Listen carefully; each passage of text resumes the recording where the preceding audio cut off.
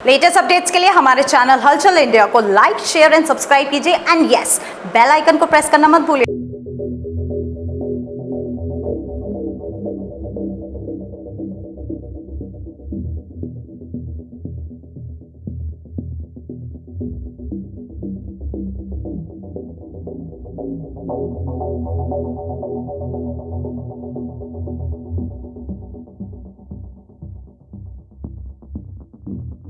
बकरा ईद की तैयारी लगभग पूरी हो चुकी है क्योंकि कल बकरा ईद है और बकरा ईद को लेकर सभी मुस्लिम भाई उत्साह में हैं और डिसिप्लिन के साथ जो कल सुबह 7:15 पर नमाज पढ़ी जाएगी उसकी यहाँ पर सुविधाएं दे रहे हैं। ये ईदगाह मस्जिद है जहाँ पर महेंद्र दिखाइए, ये काफी बड़ा क्षेत्र है और लगभग 20 से 22 बीघे का ये जो है मैदान है। यहाँ पर जो मस्जिद है ये 20-22 बीघे में बनी हुई है और यहाँ पर करीब 30,000 लोग नमाज पढ़ सकेंगे। और हापुड़ की बात की जाए तो हापुड़ में ईदगाह से अलग 49 जगह और नमाज पढ़ी जाएगी जो कि मस्जिदों में नमाज पढ़ी जाएगी, क्योंकि ईद पर जो नमाज पढ़ने का होता है वो केवल और केवल मस्जिदों में होता है। क्योंकि नमाज की बात की जाए, नमाज कहीं भी पढ़ सकते हैं, घर में भी पढ़ सकते हैं, मगर ईद की नमाज जो होती है वो मस्जिदों में ही पढ़ी जाती है। पुलिस प्रशासन की गाइडलाइंस भी यही है कि सड़कों पर नमाज ना पढ़ी जाए।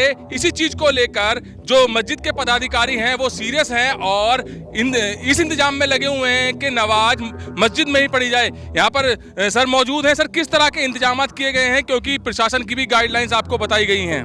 प्रशासनिक गाइडलाइन के अनुसार हमने जो मस्जिदों में इंतजाम किया है कि कोई भी नमाजी सड़क पर नमाज ना पढ़े, उसके लिए हमने शहर की जो मस्जिदें हैं सब में जगह बनाई गई है और वहाँ पर हर मोहल्ले में 2-4 मस्जिद ऐसी हैं जहाँ पर नमाज होगी। इसीलिए सरकार की गाइडलाइन को पूरा पालन कर रहे हैं और सड़क पर कोई नमाज नहीं अदा की जाएगी। ईदगाह के अंदर या मस्जिदों के अंदर ही नमाज पढ़ी जाएगी। अच्छा सर, कुर्बानी को लेकर भी गाइडलाइंस आई हैं। कुर्बानी किस तरह से दी जाएगी और साफ सफाई का किस तरह से ध्यान रखा जाएगा?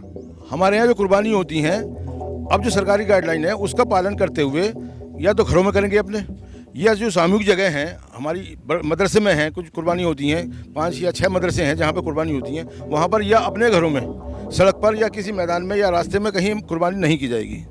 तो किस तरह से प्रशासन के इंतजाम दिख रहे हैं, किस तरह से साथ मिल रहा है आपको यहाँ पर इस ईद पर?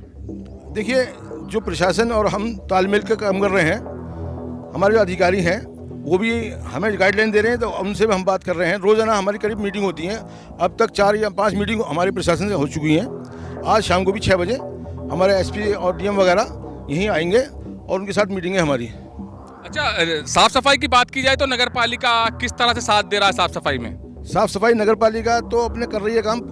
परसों चेयरमैन साहब भी आए थे, उन्होंने अपने जो कर्मचारी हैं उनको आदेश दिया है कहीं भी कोई गंदगी नहीं मिलनी चाहिए और ईदगाह के अंदर की सफाई की जिम्मेदारी हमारी अपनी है, हम अपने लोग अपने कराते हैं। अच्छा, हापुड़ में जो नमाजी हैं कितने होंगे, लगभग कितने हजार नमाजी होंगे? हापुड़ में ईद की नमाज के लिए कम से कम 60-70 हज़ार नमाजी हैं। 30,000 के करीब इसके ईदगाह के अंदर आ जाता है और बाकी जो मस्जिदों में पढ़ते हैं नमाज वो वहाँ लगे हैं। अच्छा, टाइमिंग क्या रहेगी कल जो नमाज की टाइमिंग रहेगी वो क्या रहेगी? हमारे ईदगाह में 7:15 पर नमाज होगी और 4 मस्जिद ऐसी हैं जो ईदगाह की नमाज के बाद में होंगी। वो इसलिए रखी गई हैं अपने, अगर कोई नमाजी ईदगाह में रह जाए तो वहाँ जाकर नमाज पढ़ ले। उससे पहले सब नमाजें जो हैं पहले हैं। पहली नमाज 5:45 बजे शुरू हो जाएगी, उसके बाद में नमाज अलग अलग मस्जिदों में अलग अलग टाइम पर हो रही हैं। हम सरकार की जो गाइडलाइन है सड़क पर नमाज ना पढ़ना, उसके अनुसार हम काम कर रहे हैं। उसके लिए हमने जगह जगह बैनर लगवाए हैं, पोस्टर मस्जिदों के बाहर चिपकाए हैं और सड़क पर लगाए हैं, पर्चे बांटे गए हैं। हर मस्जिद में जितनी मस्जिदें हैं सब मस्जिदों में हमने पर्चे भिजवाए हैं कि जहाँ जहाँ मस्जिद हैं उसके अंदर ही नमाज पढ़ें। सरकार के आदेश के खिलाफ कोई कार्रवाई नहीं होगी, ये हमने विश्वास दिलवाया है अपने अधिकारियों को। इसके लिए हमने सारे इंतजाम किए हैं, बैनर लगाए हैं, पोस्टर लगाए हैं, पम्फलेट बांटे हैं, हर मस्जिद में पम्फलेट बांटे गए हैं। इसलिए उम्मीद यह है कि सरकार को कोई शिकायत का मौका नहीं मिलेगा।